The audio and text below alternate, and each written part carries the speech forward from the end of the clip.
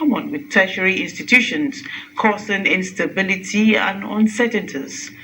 The issue started in 2009 when the federal government had an agreement with the ASU. The union has embarked on strike for cumulative 33 months trying to force implementation of the agreement. Now, this recent strike is hitting hard on students and parents as they voice out their frustrations as the extra time on their study translates to additional costs in the short term and age-related workplace opportunities lost in the long run.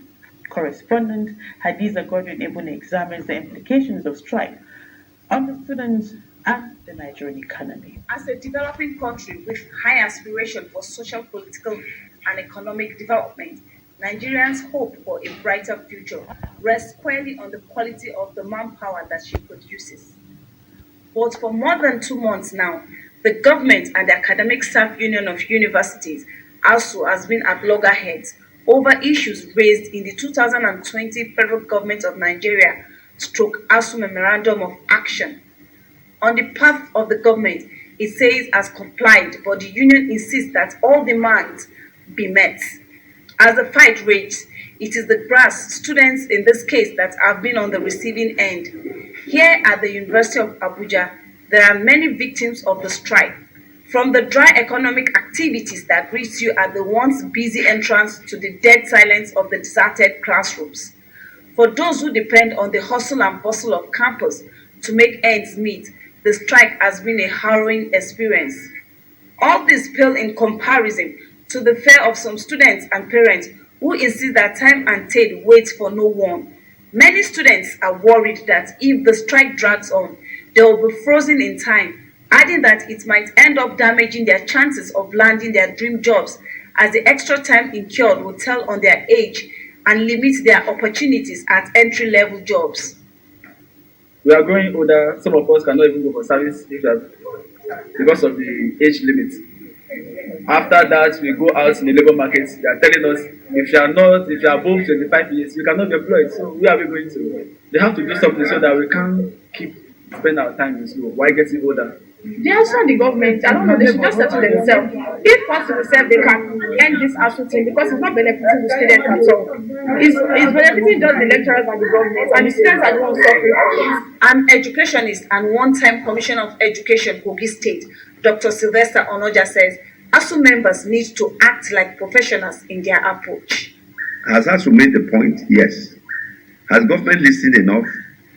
ASU should not look only at what they can get and the quality of the universities and all that. What quality of students they are getting now? Are they satisfied with those ones? Why don't they also ask that government should look at secondary school and primary schools? Until that is done, we have a big, the sympathy of ASU as far as I'm concerned. Of course, they're asking for the right. But I think that the future of this country is in danger for lack of patriotism. All efforts to speak with the chairman of the union, University of Abuja chapter, proved abortive. While dialogue remains a veritable tool for resolving industrial crisis, we hope that the impasse will be over very soon in the interest of Nigerian students. Thank you, Hadiza. Still on education, there's so much talk about the girl child in terms of education and general well-being. But have we ever thought about the problems being faced by the boy child? And who mentors and guides him on the dangers of courtism, drug abuse, and violence? It is for this reason that the Akwa Ibom State Gender-Based Violence Committee held the first Boys Conference to mark the International Day of the Boy Child. Let's hear from correspondent Emedion Umo. Research has it that the role of a man in the society cannot be overemphasized as they contribute and implement policies for a sustainable development. Hence, inculcating the right morals in a boy child at a tender age is important for a healthy society. 4 years down memory lane, since the awareness was created by Jerome Tilak Singh, a lecturer from University Republic of Trinidad and Tobago, Akwa Ibom State Government has key in to ensure the boy child is mentored physically, morally, mentally, and psychologically to curb the menace associated with social vices.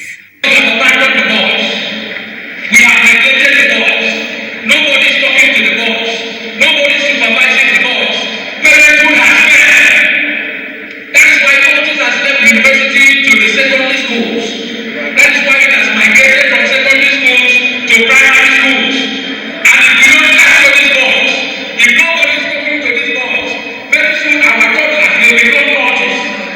What do you want yourself to communicate? What do you want people to know when they mention your name? What do you want to be known for? What do you want to be remembered for when you have acquaintances come to you? That is your worth. That is your self-worth. It starts with having confidence in yourself. You must have confidence. If you don't have confidence, nobody can have it for you. Court will not help you. Drugs will not help you. Stealing will not help you. Be obedient. Be submissive to your parents. Be courageous. We are here to help. If you want help, if you need help, because we cannot force, it has to be something that comes from your heart. You have to decide within you that this life I am here, it will not go well with me. I have to live this lifestyle. And live a lifestyle that will bring out my potentials, that will make me to be useful to the society. Send a note to us. The event featured a panel of committee preferring solutions to problems faced by a boy child in the society and the way forward. Participants expressed joy as they redirect their minds to rise to greatness by ensuring the desist from every inimical act that is capable of hindering their future. I've learned that violence is bad and boosting is very wrong. We have learned to change, and I'm going to change and make other people through me to change. I learned that we should determine on what to do and we should work on our plans for the future. I know the dangers of ionic cultism and the way out. The theme for this year's International Day of a Boy Child is Boosting Optimism, Restoring Self-Worth. Boosting optimism and restoring self-worth of the boy child. That is the way to go. Thanks a lot, Emedium.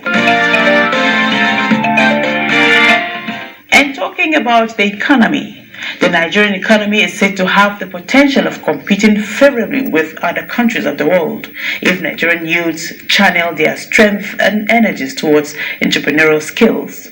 These are the views of business stakeholders on entrepreneurial development in Calabar, who are advocating self-reliance through entrepreneurial skills. Maureen Leo Ajom has details. Entrepreneurial development is a field that saddles aid recipients with skills on how to be employable and useful to themselves and the society at large. It could also be viewed as a form of youth empowerment which is orchestrated by the prevailing unemployment of youth after higher education, as each year higher institutions churn out graduates into the labor market, seeing opportunities in entrepreneurial development and making a living out of it. Others need further sensitization on how to choose the path of entrepreneur. You see, entrepreneurship is key to national development, and I believe that until young people begin to understand that there's a problem in society, that there has to be a solution. And when I was in school, I knew that I was going to graduate from school and might not find a job. So I was ahead of time, so I started setting up businesses as a student because I wanted to support government in solving the problem of unemployment. I did not want to become a burden to government. So young people must understand that when there's a problem in society, someone from that society must change the narrative. If everybody is creating jobs for themselves, if you can lead yourself, you can lead others. If you can make yourself self-sufficient in society, then you can make that sufficiency enough for others. If you can create jobs for yourself, you can create jobs for others. It means that you're a solution architect and you're solving the problems of Nigeria. And what's the problems of Nigeria? Unemployment. And what has unemployment done to us? It's brought crime, encourage negative vices, because an idle man is the devil's workshop. So every man must rise up to the occasion and begin to change the narrative for society. The way to go now is entrepreneurship. Entrepreneurship for yourself and also to create employment for others. So there's a lot of prospects. In spite of the current situations in the country, we can still make it. The only way for our economy to be sustained is through entrepreneurship. People should get working, do things for themselves, develop their businesses, make sure that they advance in their businesses, make use of whatever knowledge and ideas that they have, and propel it to greater heights. That way they will also employ other people and make sure that they don't stay without anything to do. I think all of us are now agreed that in a country where there is no power, in a country where the business environment is collapsing and production is very low, the quickest way to bring back production is to work with the small, the medium, micros, medium, small scale industries. Those are the easiest to fix in the short term. What other factors can boost sustainability of independent small and medium enterprises? I've learned about business development. I've learned about how to get government grants and how to avail yourself for different opportunities. Where you need guidance is for you to come to Smidan first of all. Usually we have trainings that include guiding you to access funding, but beyond coming to Smidan office for guidance, maybe during our trainings, I believe that if you are actually seeking for funding, data is available. From time to time, just try to Google, search for available funding windows. They are bound. We have to, capitalize on your strengths and not capitalize on the weaknesses. So it's the strengths that you have, that can help you through that journey. The first challenge is yourself, believing in yourself.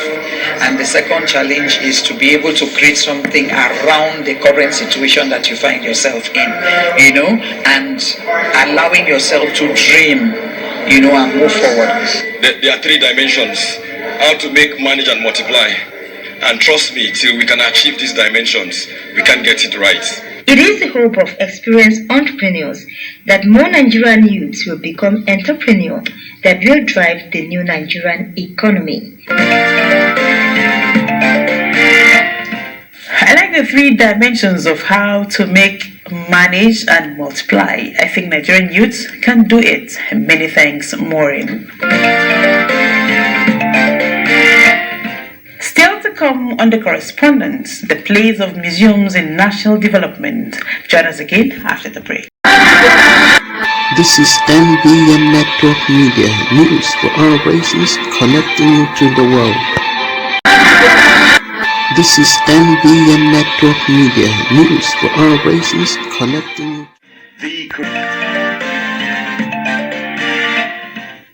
Welcome back to the correspondence. Let's go to the farms, talking about mangoes and challenges of preservation. Fruits are essential parts of human diet as they contain high percentage of nutrients necessary for human wellness. However, the preservation of this essential diet, in the country has continued to be a source of concern, and as examines the availability of mangoes. When the peak of harvest sets in, each stop on the Abuja-Kaduna highway present you with packs and bowls. Thousands of mango farms like this one behind me are spread a seasonal harvest in abundance. Some traders who follow the pattern of the harvest buy from the farms and bush picks from boys packaging it for markets across the borders. If we get traders from Niger Republic, they buy here. If not, we take to markets along Kano, Katsina, and markets along the borders.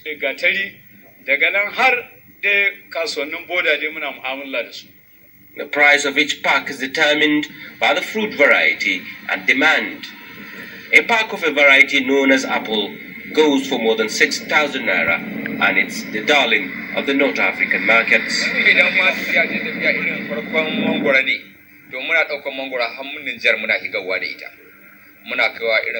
We take the fruit to Niger, we take it to Maradi, and different parts of the country. But now, because it's peak of the harvest, we try to sell them here at cheaper prices.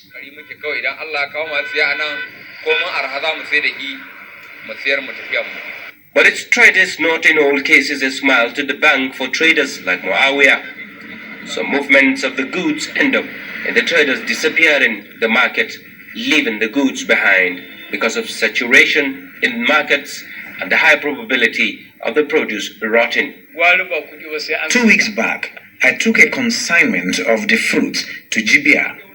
I later left it there because the market is saturated. I had to borrow transport money to come home. When I got home, I was asked about the consignment. I said, I left it there. My brother had 15 bucks of the mangoes. He called me on phone to ask about the consignment. I told him, you don't know this business. Even what happens around a small-scale trader like Habib here says a lot about the lack of preservation of the fruit, leaving traders in huge losses. To some, high on the branches of the mango tree is their comfort zone. But for my crew on the ground, every leak of the fruit reminds us of the boom period in this part of the country, which sets in at the beginning of the rainy season. Very well then, Abdullahi, we look forward to the time when the desires of farmers will be met through the preservation of these seasonal fruits. Thanks so much. Now, let's take you to the museum. If you are born in the cities, sure, you don't know much about rural communities. But there's a place that teaches people a lot about the world through artifacts and drawings that cover almost all the body of knowledge. That is the museum. Let's take you to the world of museum, a good place for research and recreation with me as your guide. These are artifacts, monuments, and animal parts, sometimes kept for decades and centuries, for the purpose of passing them from generation to generation. And what better place to store such valuable objects than the museum? Museums are not just established just for the fun of it. They have their value, they have their importance. And the importance can only come out if you know the various types of museum. You know, in our own case, what our own museum, we call it Museum of Natural History. And what we exhibit here are those resources that are unique to each ecological zone. Somebody can, within an hour, travel to the whole region of this country just from our museum there. Museums serve as research grounds, even as cultural heritage can be recorded and remembered, regardless of its future. The museum at the National Park Service Abuja is one out of the 17 museums in the country, and a tour around the museum shows it also serves as recreational sports. The Territarian has been here for like 10 years. In other words, we call our Territarian in the local dialect Ant Hill. They also serve educational purpose for students and teachers. It is very, very good for students, especially modern students, to go to a museum. They will see a lot of things because there are children that are born in the cities. They have never known anything that has to do with rural communities. So when they go to museums, when they go there, they will see a lot of things, artifacts, drawings, pictures. Museums have remained reference points for researchers, for education purpose, and indeed for recreation. And with this year's theme, the power of museums. And if not for the power of museums, where else will I have seen the toe of an elephant and stepping on? Museums are of different types with unique objects like the War Museum, National History Museum, Children's, Science, Arts, and so many others, adding to the body of knowledge. Hope you had an enriching experience with this edition of the Correspondence. Let's do it again, same time next week on another edition. Thank you so much for your time. A reminder that fight against rape and rape.